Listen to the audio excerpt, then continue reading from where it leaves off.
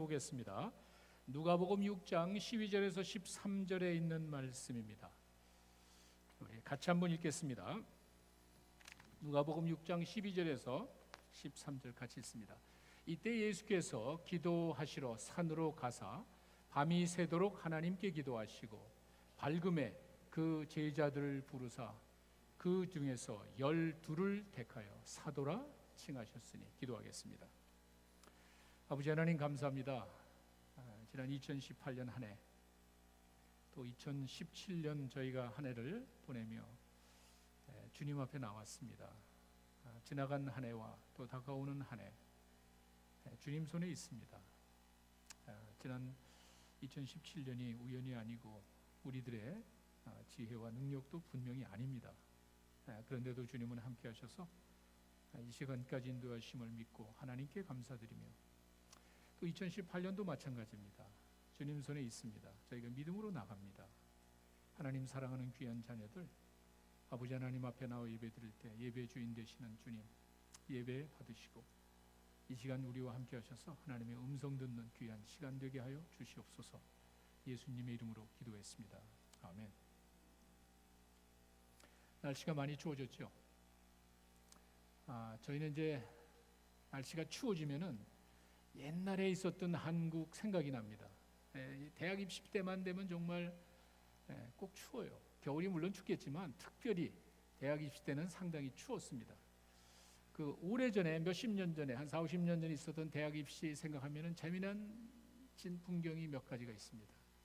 그 중에 하나 지금도 생각나는 것은 대학교 그 정문 앞에다가 엿 같은 걸 막 붙입니다. 이 대학에 그냥 찰떡같이 칵 붙게 해달라는 그러한 마음으로 막 갖다 붙여놓는 거 여러분 기억나실 겁니다. 그 추운 날씨 학생들은 들어가서 시험 보지만 어머니들은, 그 중에 몇몇 어머니들은 끝날 때까지 하루 종일 그 교문 앞에서 기도합니다. 정성껏 자녀를 위해서 기도합니다. 참 그 아름다운 모습이라고 볼 수 있습니다. 선배들, 후배들, 시험 보러 가는 동료를 위해서 막 화이팅을 외치면서 승리하라고, 합격하라고 격려를 해줍니다. 그리고 며칠이 지나면은 합격자 발표 날이 다가옵니다. 그러면은 그 대학 앞에 그냥 이른 아침부터 가서 기다립니다. 대자보, 큰 대자보 같이 벽보가 이제 갖다 붙습니다. 자기 이름을 찾습니다. 그 심정은 정말 문자 그대로 희비가 엇갈리죠. 막 기쁨과 슬픔이 교차되는 그러한 순간입니다. 합격이 되면은 그 기쁨이 얼마나 크겠어요.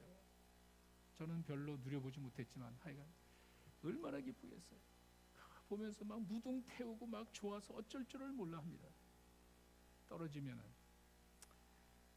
그 심정을 누가 알겠어요. 그 뭐 두 번 봐야 이름 없는 거 뭐 나오겠어요.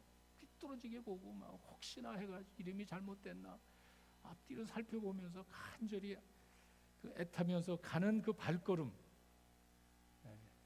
뜨거운 눈물이 정말 달기똥 닭똥 같은 눈물이 톡톡 흘리며 떠나가는 그런 모습들이 기억에 남습니다.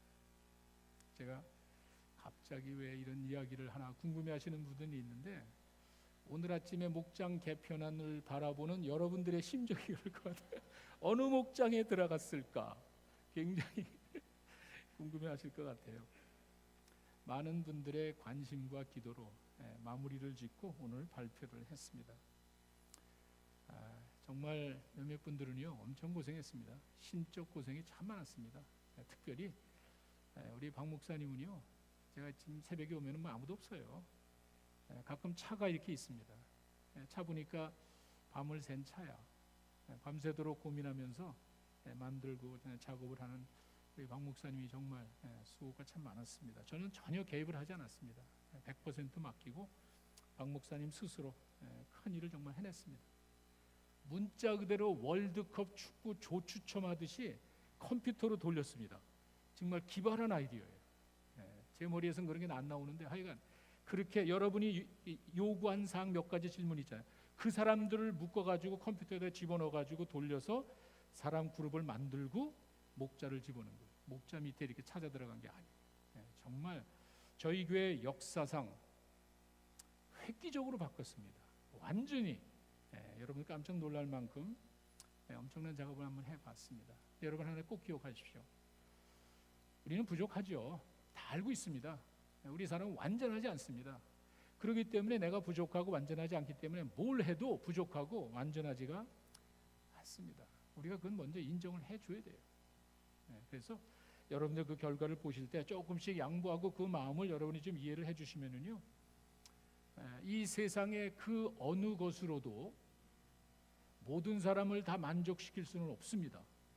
여러분들이 아실 거예요. 저희 아이들 셋이 있지만 어떻게 해도 세 아이를 똑같이 만족시킬 방법은 없는 거예요. 사람마다 다 생각이 다르기 때문에 세상의 그 어떤 것으로도 모든 사람을 만족시킬 수는 없습니다. 또 우리 다 한 가족 아닙니까? 믿음으로 거듭나서 하나님 안에서 정말 거듭난 믿음의 가족이라고 이야기하고, 그것도 매주일 만납니다. 매주일 만나서 인사하고 교제하는 우리는 믿음의 가족들입니다. 근데 변화에 따른 두려움과 어색함은 있습니다. 분명히 그거는 우리들에게 큽니다. 그러나 이건 극복해야 되는 거예요. 왜냐하면요, 지금이 세계화 시대라 그러죠. 여러분, 이 말이 무슨 말이냐면은, 지금은 여러분이 돈이 많이 가지고 있거나 뭐 지위가 높은 것이 중요한 게 아니에요. 네트워킹이라 그러죠. 얼마나 많은 사람과 내가 연결되어 있는지가 중요한 거예요. 그게 세계화입니다. 지금은요, 친구가 많아야 돼. 소셜 미디어에 가면은요, 나의 영향을 줄 수 있고 받을 수 있는 사람들이 많은 게 그게 힘이에요. 폐쇄형으로 자기 혼자 딱 닫혀 있는 모습은 전혀 도움이 되지 않습니다. 그래서 가능한 한 마음을 열고 많은 사람들하고 친구를 새기고 네트워킹이 많은 사람이 지금 이 시대에 힘있게 살아가는 사람들이에요. 바라기는 새로운 목장을 통해서 여러분들이 또 새로운 우리 믿음의 가족들, 친구들을 만나는 좋은 계기가 되지 않을까 싶습니다. 여러분, 예수님이 이 땅에 오셔서 많은 사역을 하셨습니다. 그런데 제가 알기로는요, 전략적으로 이게 예수님께서 이 많은 사역을 하는 가운데도 특별히 계획을 하셔서 전략적으로 사역하신 건 하나인 것 같아요. 예수님께서 의도하셔서 특별히 뜻을 가지고 전략적으로 한 사역이 소그룹 사역입니다. 저는 그것을 예수님의 목적이라고 보는데, 여러분 한번 생각해 보십시오. 예수님이 3년 사역을 마치고 올라가실 때 12 제자 그룹을 만들지 않았다면 어떻게 될까요? 아무리 큰 기적을 행하시고 놀라운 역사를 이루었지만 예수님이 그냥 가셨습니다. 수많은 사람에게 감동을 주고 영향을 준 건 사실이지만 그 이후에 어떻게 됩니까? 예수님이 그런 생각을 하신 것 같아요. 단순히 와가지고 십자가에 달려 돌아가셔 하나님의 큰 이루는 것으로 끝, 이게 아니라는 거예요. 그렇죠? 전략적으로 생각을 하셨습니다.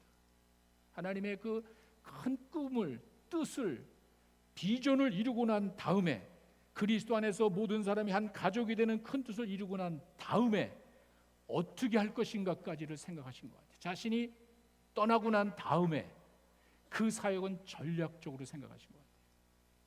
그게 바로 예수님의 소그룹이었습니다. 12명을 부르셔서 그들에게 집중하셨습니다. 그런데 그 12명을 불러다가 무슨 세미나하고 훈련시켰다는 말이 없어요. 그거 하실 게 아니에요.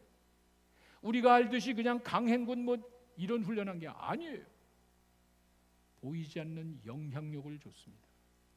이게 소그룹의 특징이고 이게 소그룹의 강점입니다. 이렇게 제가 많은 사람 앞에서 이야기하는 것이 아니라 소그룹에 가면은요, 말을 하지 않아도 보면은 하는 거예요. 그 사람의 삶을 보면은 알 수 있는 거예요. 예수님은 죄송합니다. 그런 마음을 가지고 12명을 선택하셨습니다. 거기에 이제 집중을 하셨습니다. 이와 같이 예수님이 소그룹을 선택하셔서 훈련하시고 자기의 영향력을 주고 난 다음에, 여러분 기억하시죠? 본인이 십자가 위에서 돌아가실 때 자기 사랑하는 어머니가 옆에 있습니다. 어떻게 오겠어요? 내가 이제 죽고 나면은 어머니가 홀로 남아있을 텐데 어떻게 오겠어요? 근데 재미난 거는요, 요한복음 19장 25절에서 27절에 가면은 그 장면이 나옵니다. 예수님 십자가 곁에 사람들이 많이 있었습니다. 친척도 있었습니다. 막 가족도 있었을 겁니다. 예수님 보십시오. 자기 어머니와 사랑하는 제자가 곁에 있는 것을 보시고 자기 어머니께 말씀하십니다. 여자여 보소서 아들입니다. 이거는요 처음부터 예언되어진, 마리아가 이 예수님을 잉태할 때서부터 예언되어진 그 성취를 말하는 거예요. 보십시오. 바로 이겁니다. 그리고 난 다음에 뭐라 그러죠? 그 제자에게 이르되 봐라 내 어머니라 하신대. 그때부터 제자가 자기 집에 오시더라. 근데요 재미난 거는요, 내 가족도 있고 곁에 많은 사람이 있지만은요, 예수님께서 어머니를 맡기신 거는요 모군에게 맡기셨어요. 좀 이상하지 않아요? 예수님께서 마지막 가시면서 여보게 내 어머니를 좀 부탁하네. 자네 어머니야. 이렇게 예수님께서는 믿음의 공동체에게 이 땅에 3년이라는 짧은 기간밖에 되지 않지만 그들에게 보이지 않는 영향력을 주고 그들로 하여금 사역만 하게 하는 것이 아니라 이 땅에서의 필요까지 채우는 그러한 믿음의 공동체로 발전시켰습니다. 돌아가시면서 사랑하는 제자에게 부탁을 하면 여보게 내 어머니를 부탁하네. 모군에게 부탁을 했습니다. 저는 이것이 상당한 의미가 있다고 봅니다. 우리 기독교에서 이런 교회 안에서 맺어진 이 믿음의 관계는 영원한 것이고 여기에서는 어떠한 제한이 없이 마음을 털어놓고 사귈 수 있는 그러한 가족 관계로까지 발전되는 것이 예수님이 의도하신 그러한 소그룹이 아니었나.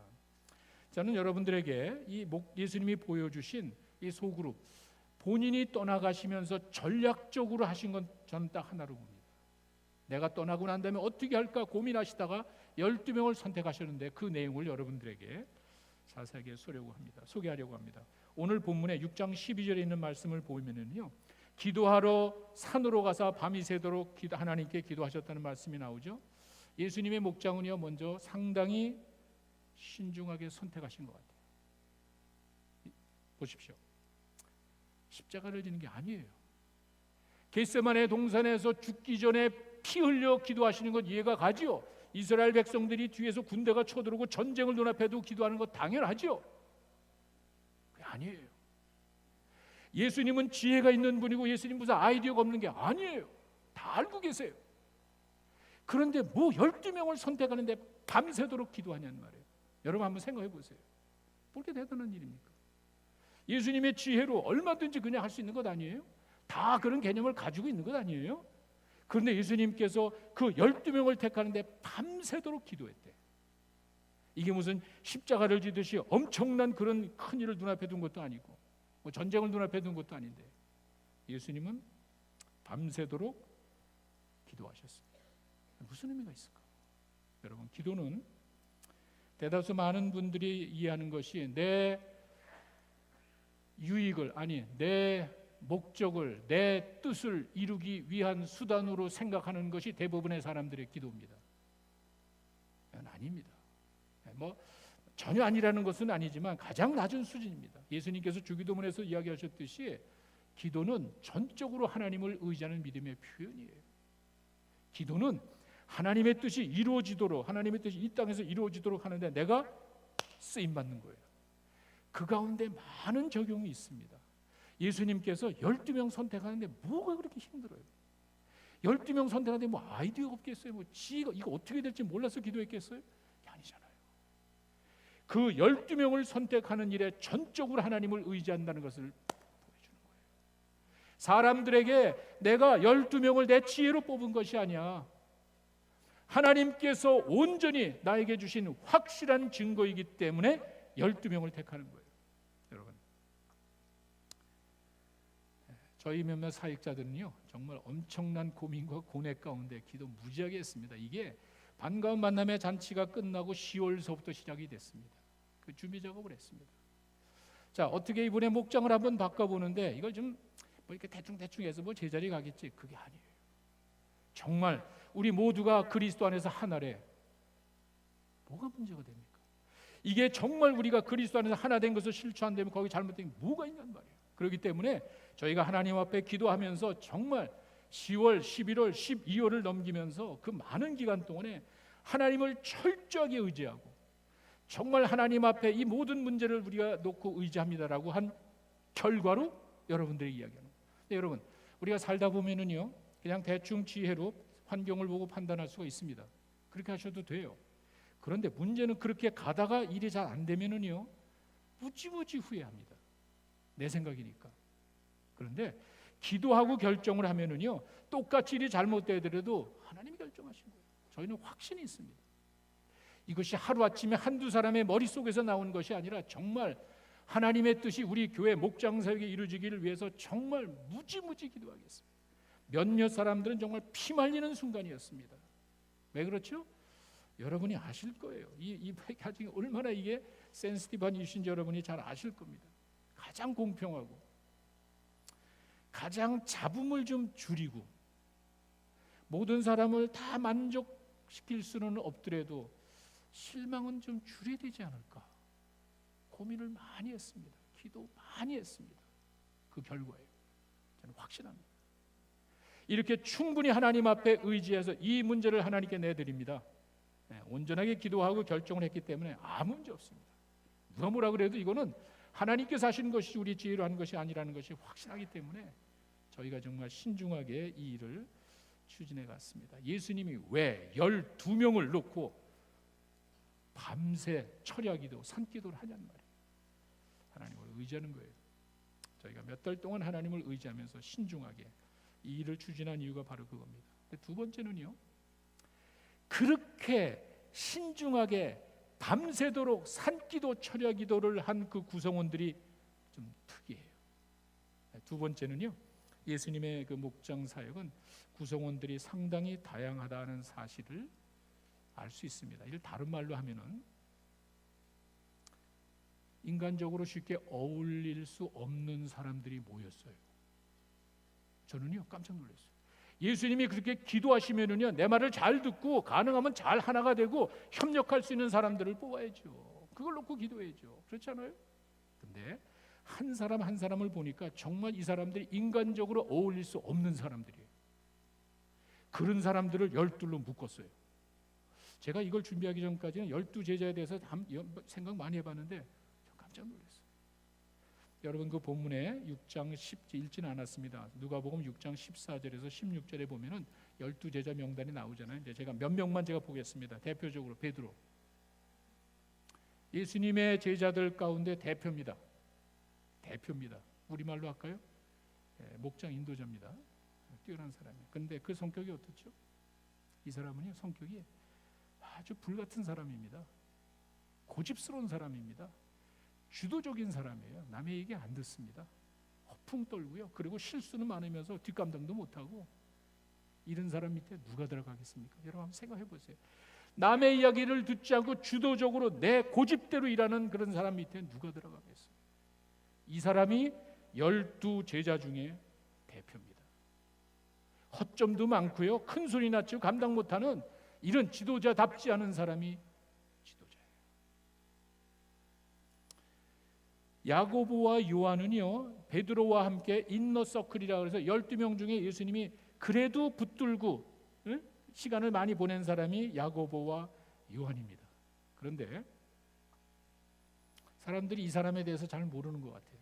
야고보, 요한 뭐 그냥 그렇게 생각하는데 마가복음 3장 17절에 가면은요 마가가 이야기해 준 내용이 하나가 있는데 여기 보시면은 이제 보아너게라는 뜻이 우레의 아들이래. 우레의 아들. 무슨 말인지 잘 모르시죠? 천둥 번개 같은 사람이라는 말이에요. 아직도 감이 잘 안 오실 텐데 이 말이 무슨 말이냐면요, 이 사람은 평소에 조용합니다. 평소에는 별 문제가 없어요. 한번 죄송합니다. 확 터지면 불같이 그냥 불같은 성격이 막 직선적으로 막 해대는 사람이에요. 우리가 아는 야고보와 요한의 이미지는 그게 아니잖아요. 그저 평소에 예수님 따라다니면서 인너서클 3명 가운데 충성되어 살아가는 사람, 그게 아니에요. 이 사람은 평소에는 아무 문제 없이 나가지만 한 번 성질나면은요 확 뒤집어 퍼버리는 사람이에요. 불같은 성격 정도가 아니죠. 우레와 같이 천둥 번개같이 치는 사람이래요. 직선적인 사람이에요. 제가 이야기하니까 실감이 안 나죠? 제가 한번 증거를 드리겠습니다. 누가복음 9장 54절을 한번 보시기 바랍니다. 누가복음 5장 54절은 뭐냐면 예수님이 갈릴리에 있다가 이제 예루살렘으로 올라가는 중간에 사마리아가 있잖아요. 그 사마리아 지역을 지나는데 이 사람들이 방해를 하더라고. 예수님이 좀 올라가게 된 이 사람이 중간에 하여튼 뭐 이유는 이제 좀 방해하다 뭐라는지 보세요. 제자 야고보와 요한이 이를 보고 이르되 주여 우리가 불을 명하여 하늘로부터 내려서 저놈들을 그냥 확 쓸어버리십시오. 이런 사람이에요. 평소에는 아무것도 아닌 것 같은데 이 사람이 그 예수님의 제자로서 하나님의 말씀을 증거하며 사는 사람이 어떻게 이런 말을 하냔 말이에요. 자기네 하는 일을 방해한다고 하늘에서 불이 내려가지고 그냥 다 죽여버리네. 이게 야고보와 요한이에요. 목장에 앉아있다고 하죠. 생각해보세요. 마태는 어떤 사람입니까? 마태복음을 쓴 사람 정도가 아니죠. 마태복음 10장 3절에 가면은요, 이 사람은 세리라고 되어 있습니다. 세리. 여기 세리 되어 있고, 또 마태복음 9장 9절에 가면은 정말 세관에 앉아서 일하는데 예수님이 가다가 나를 따르라 이렇게 부른 거예요. 우리는 그냥 넘어가지만 여기 세관에 앉아 있다가 예수님이 불렀다는 그 내용을 제가 자세히 한번 살펴보니까 이게 무슨 말이냐면 대로에 앉아가지고 큰 길에 앉았는데 어떤 사람이 보따리 장사하려고 물건을 잔뜩 쥐고 막 넘어가자. 야, 너 이리 와. 세금 내지는 마. 세금.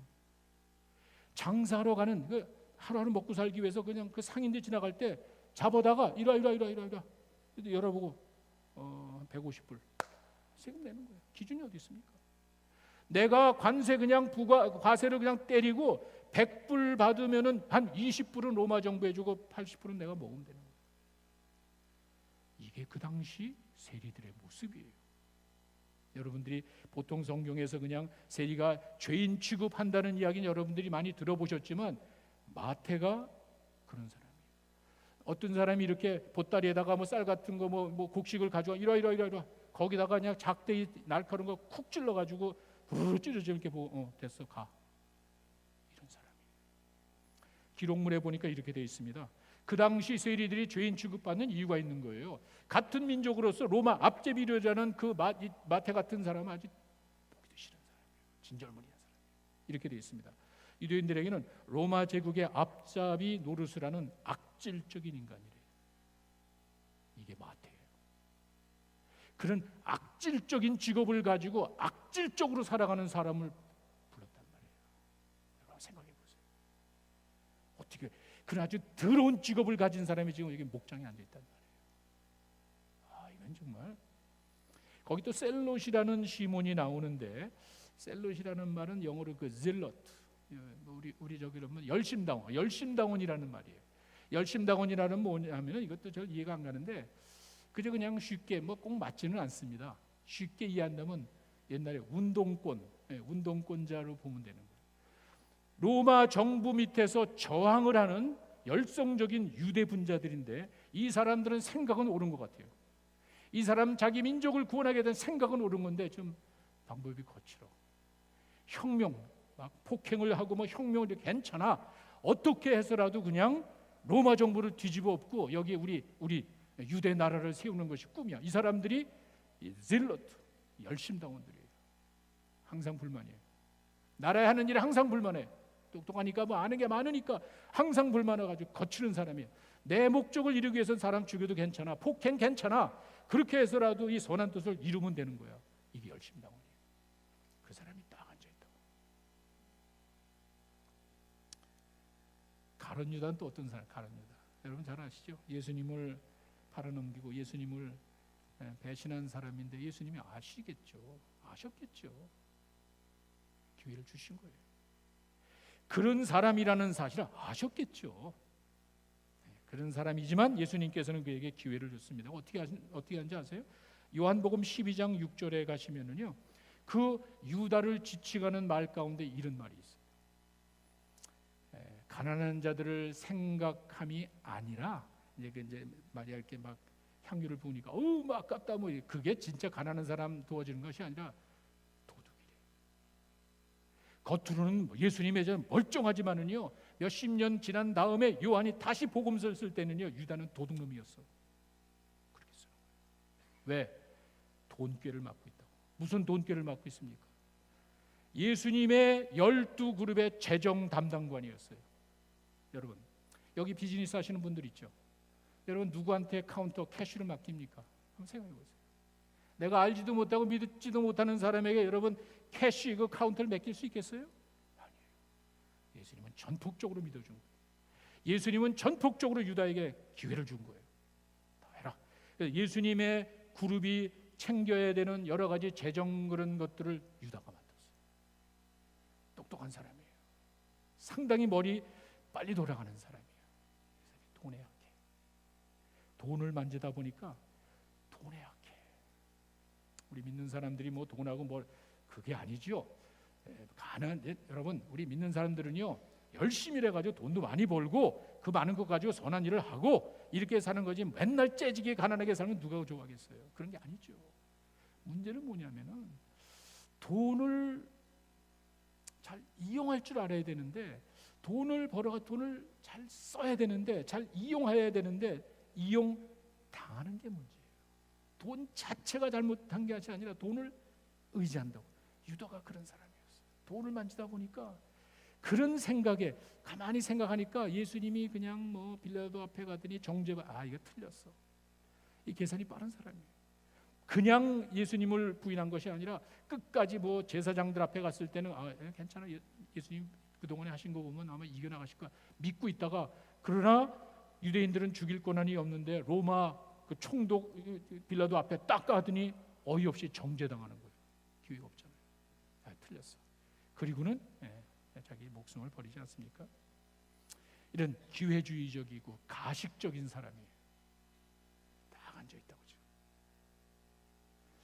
여러분 제가 이걸 너무 과장되게 이야기하는 것이 아니라 정말 그 사람의 한 사람 한 사람 됨됨이를 보면은요 참 개성이 강해요. 인간적으로 그 사람들이 하나가 된다는 거는 정말 힘들 것 같아요. 그런데 부르셨어요. 하나로 묶으셨어요. 왜 그랬을까? 지금 기왕이면은 여러분 그렇잖아요. 여러분 저도 그렇잖아요. 내가 친하고 나하고 가깝고 뭐가 뭐 맞고 이런 사람이랑 같이 어울리고 싶어하지. 이런 사람들하고 앉아서 뭘 하냐는 말이에요. 어떻게 하나가 되냐는 말이에요. 그런데 같이 하나로 묶었단 말이에요. 예수님 무슨 뭐 바보라 그렇게 했겠어요? 베드로 같은 사람 자기가 지도자면 실수를 많이 한단 말이에요. 여러분 지도자가 실수하면 여러분들이 좋아해요?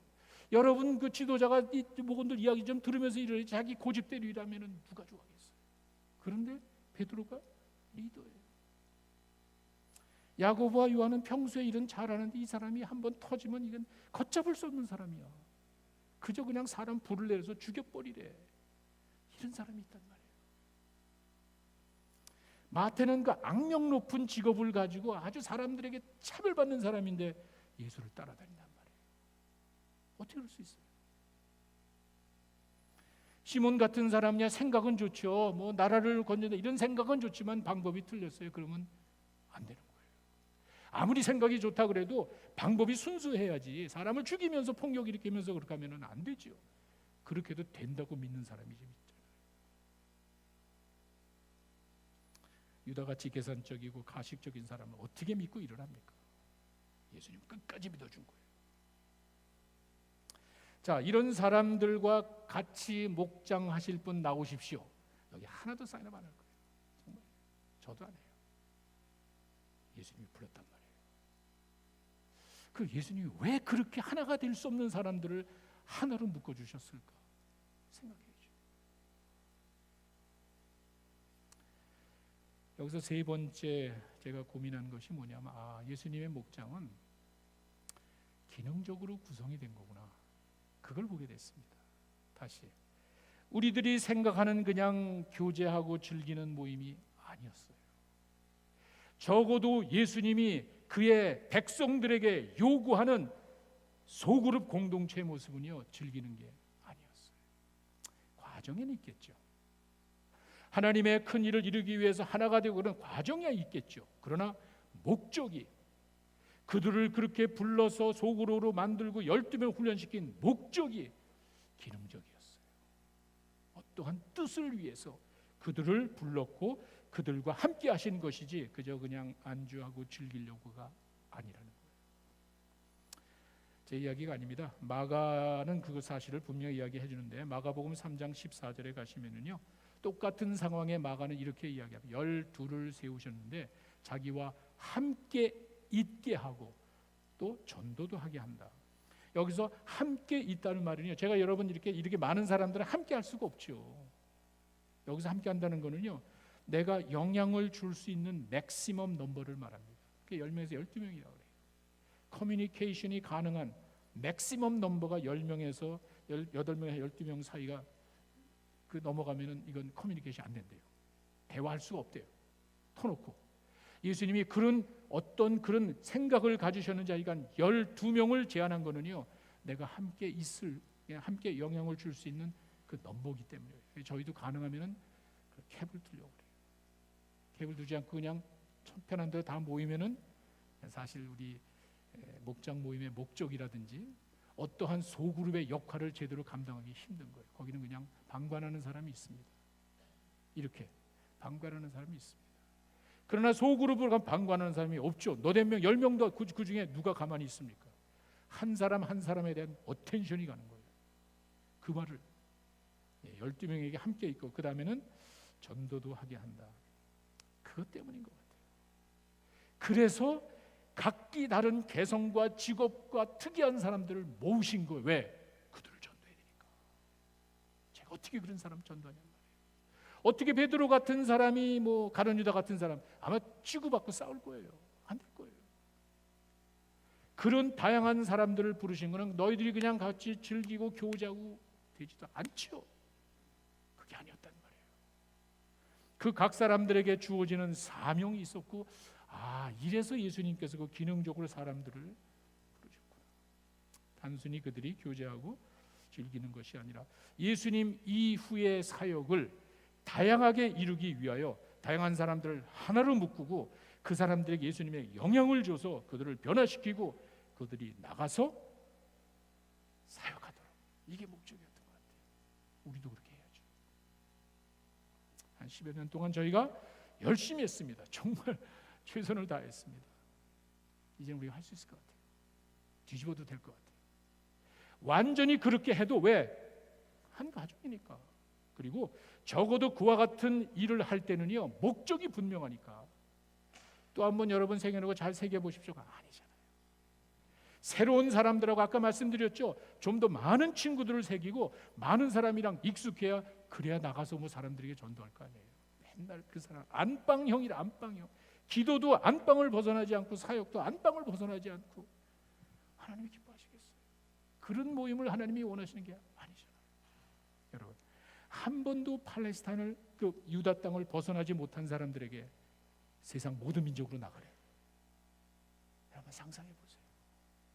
예수님이 가지신 그 꿈은요, 그 길은요, 여러분 한 번도 외국이 아니라 다른 나라 근처도 가보지 않은 갈릴리 촌 사람들에게 세계 열방으로 나가라.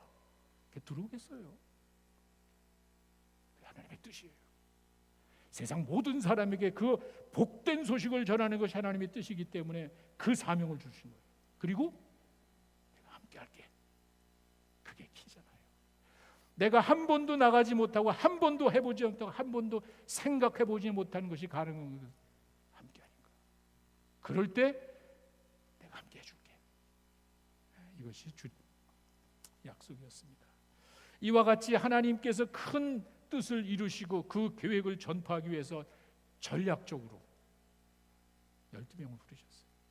무지무지 고민하면서 신중하게 선택을 하죠. 인간적으로는 이해할 수 없는 사람들을 하나가 되게 하셨어요. 그게 교회예요. 내 마음에 드는 사람끼리만 앉아있는 게 교회가 아니란 말이에요. 친목단체잖아요. 적어도 교회 안에서는 그런 건 없어요. 맨날 만나는 사람인데 이게 잘못된 건 아니에요. 어색하고 불편해요. 그냥 변화에 따른 우리가 좀 보수적이고 그래서 좀 그게 불편한 거예요. 잘못된 건 아니에요. 저도 국민학교 다닐 때 매년마다 옆에 짝꿍이 바뀌는 게 참 싫어.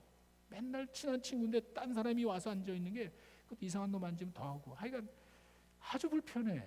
그게 사람인데 그게 얼마나 갑니까?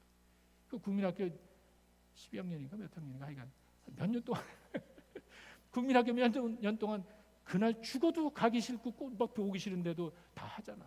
오래 안 가는 거예요. 우리가 지금 그런 편협한 생각을 깨고 우리 교회 안에서 좀 새로운 친구들 많이 새기고 그래야 나갔을 때 다른 사람 대하는 자세가 좀 달라질 거예요. 기능적으로. 우리 교회의 목장은요 기능적으로 모이는 거예요. 좋은 사람 끼리끼리가 아니란 말이에요. 가능하면 이렇게 확 뒤집는 거 한 2년마다 한 번씩 하는 게 좋을 것 같아요. 다 일단 새겨보고 그러는 게 해보세요. 제가 개런티 정말 우리 기도도 많이 했지만 정말 아주 기가 막힌 목장 정말이에요. 새로운 참 좋은 분들 저희 교회 진짜 좀 많아요. 좀 새겨보세요. 정말 여러분들 잊지 못할 좋은 추억이 될 겁니다. 근데 사실은요 제가 좋은 얘기했지만 예수님의 제자들이 다퉜어요. 목장이 잘 안 되더라고요. 마가복음 9장 35절에서 33절에서 35절 가면은요 예수님이 답답해서 한마디 하시더라고요. 뭐냐면요 가버나움에 집에 들어갔는데 예수님이 그래요. 야 너희들 자식들아 길가에서 오면서 왜 이렇게 다퉜니? 그냥 가만히 계시다가 막 속이 답답하니까 예수님이 물어보는 거예요. 집에 들어갔다 너희들 길거리에서 왜 이렇게 다퉜어? 도대체 왜 그래?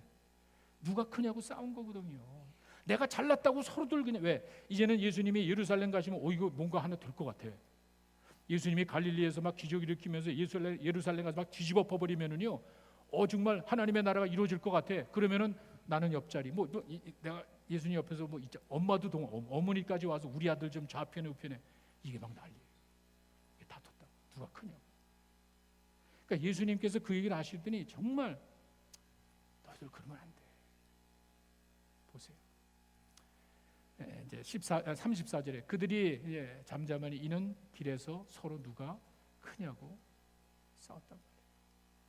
찍소리 못하는 거예요. 예수님이 그 얘기하시니까 그냥 찍소리 못하겠는 거예요. 그러면서 예수님께서 12 제자를 불러서 이르시되 누구든지 첫째가 되고자 하면은 그 사람의 끝이 되야 되는 거예요. 첫째가 되면 섬겨야 되는 거예요. 너희들 같이 잘났다고 그러면 안 되는 거예요. 그 사람들이 계속 그 사람들이 모였으니 이게 쉽게 목장이 되겠어요. 시끄러운 일이 있었다고. 그게 잘못된 게 사람 모임 그런 거예요. 그런데 재미난 거는요. 요한복음 13장 33절에서 34절에 가면은요. 여러분 잘 아시는 말씀인데 너희는 서로 사랑해라. 요한복음 13장 34, 35절, 34절 새 계명을 너에게 주노니 서로 사랑해라. 내가 너희를 사랑한 것 같이 너희도 사랑해라. 이 말은요 여러분들에게 준 게 아니에요. 다시 서로 사랑해라. 그래야 너희들이 내 자. 이거는 직접적으로 여러분들에게 주는 게 아니에요. 세상 모든 많은 사람들에게 세상 가서 너희 모든 민족에 복음 전하고 가르쳐 지키게 하라 제자 삼으라. 이거는 많은 사람에게 줬지만 서로 사랑해라. 그래야 너희가 내 제자인 줄을 알리라. 이거는요 여러분들에게 준 게 아니에요. 직접적으로는 12명에게 준 거예요. 맨날 싸우니까. 맨날 지들이 잘났다고 떠들어대니까 예수님이 답답해서 이야기하는 거예요. 얘들아 너희들부터 서로 사랑해야 돼. 너희들이 사랑해야 사람들이 너희들이 대단한 일을 한다고 그게 아니야. 사랑해야 돼. 그래야 내 제자임을 알게 되는 거야. 예수님께서는 답답해서 12 제자들에게 너희들이 먼저 좀 사랑하고 먼저 하나가 돼야 내 제자로 사람들이 인정하는 거야. 큰일에서가 아니야. 똑똑해서가 아니라. 오죽하면 예수님이 이런 이야기를 했겠습니까? 사람들의 모임은 아까 말씀드렸죠. 부족함이 많습니다. 그러나 예수님이 의도하신 그 뜻을 생각하고 예수님께서 말씀하신 그 내용을 가슴에 품으면 충분히 이해할 수 있을 것 같아요. 예수님의 목장은요 그냥 사람들 교제하고 즐기는 게 아니었던 것 같아요. 그건 꼭 필요합니다. 하나가 되고 즐기는 거 꼭 필요합니다. 그게 과정이란 말이에요. 여러분 오늘 모이자마자 나가서 일 안 되죠. 여러분 모이면 같이 교제하면서 하나가 되고 막 정말 끈긋하게 되면 그 다음에 야 우리 한번 거기서 머물면 안 되고 그 다음에 자 우리 이 목적이 우리가 이런 게 아니지 않습니까? 주변의 사람들 전도도 하고 봉사도 하고 좀 예수님을 전해야 되는 것 아닙니까? 이 단계까지 가야 되는 거예요. 그 목적을 위해서 그 기능적으로 모였다는 사실을 여러분 기억하십시오. 베드로전서 2장 9절에 가시면은요 우리가 잘 아는 말씀인데 대부분 사람들이 앞쪽에만 하는 것 같아요. 너희는 택하신 족속이요 왕 같은 제사장이요 거룩한 나라에 소유된 백성이라는 사실만 알고 있단 말이에요. 그죠? 여러분들이 대개 우리 믿는 사람들이 이렇게 택하신 족속이고 왕 같은 제사장이고 뭐 이건 다 알고 있죠. 그 다음을 보세요. 우리에게 왜 그런 특권을 줬냔 말이에요. 왜 우리를 택하시고 왕 같은 거룩한 나라 소유된 백성인 이유는 어두운 가운데서 불러내요 그의 기이한 빛에 들어가게 하신 자의 아름다운 덕을 선전하기. 우리에게 그와 같은 택함 족속으로 또 제사장 나라가 되게 하고 소유된 백성이 되게 한 목적이 있다는 거예요. 그저 나 자신 구원하고 내가 이 땅을 살아가는 목적이 그리스도의 목적이 그냥 내가 편안하고 인조하는 것이 아니라는 거예요. 어두운 데서 죄악 가운데서 하나님의 자녀가 되고 이제는 영생을 얻은 하나님의 자녀답게 살게 하는 목적은 하나님의 아름다운 덕을 선전하기 위해서. 이게 목적이잖아요. 잊어버린단 말이에요. 우리가 그와 같은 목적을 가지고 그런 의도적으로 그런 모임을 한다면 주님이 어떻게 하겠어요? 주님이 약속하셨죠? 마태복음 19장 20절에 가시면은요 예수님이 이야기를 했습니다. 두세 사람이 내 이름으로 모인 곳에는 나도 그들 중에 있다. 이야기 하잖아도 예수님은 항상 계십니다. 그죠? 우리 안에 계신 예수님 마태복음 28장 20절에 분명히 약속을 했죠. 세상 끝날까지 예수님은 언제 어디서 여러분이 함께 계신단 말이에요. 그런데 특별히 예수님 이름으로 모입니다. 이게 뭐죠? 목적 아니에요. 나하고 항상 함께 계신 그 하나님이지만 우리가 목적을 가지고 기능적으로 예수님의 이름으로 모이면 특별히 함께 하시겠대. 여러분 이거 굉장한 특권 아닙니까? 주님이 함께 하시는 그 목장이 어떤 목장이겠어요? 생각해보세요. 그 기능적인 목적을 이루기 위해서 같이 기도하면서 교제하고 하면서 자 이번 주 어디 좀 누가 좀 복음 전할 사람이 누굽니까? 빈자리도 하나 내놓고 정말 주님이 기뻐하시고 주님이 어텐션 받을 만한 뭔가를 얼마나 좋겠어요. 함께 계시겠대요. 목적은 우리가 즐기기 위한 것이 아니라 기능적인 목적이 있습니다. 주님의 뜻을 이루기 위한 것이고 주님이 가시면서 우리에게 부탁하신 그 놀라운 사실을 전하는 것이. 그러면은 함께 계시겠대요. 여러분 모임에 주님이 함께 계실 때 그 목장이 축복이 넘치는 목장이 될 줄로 믿습니다. 우리 잠깐 기도하겠습니다.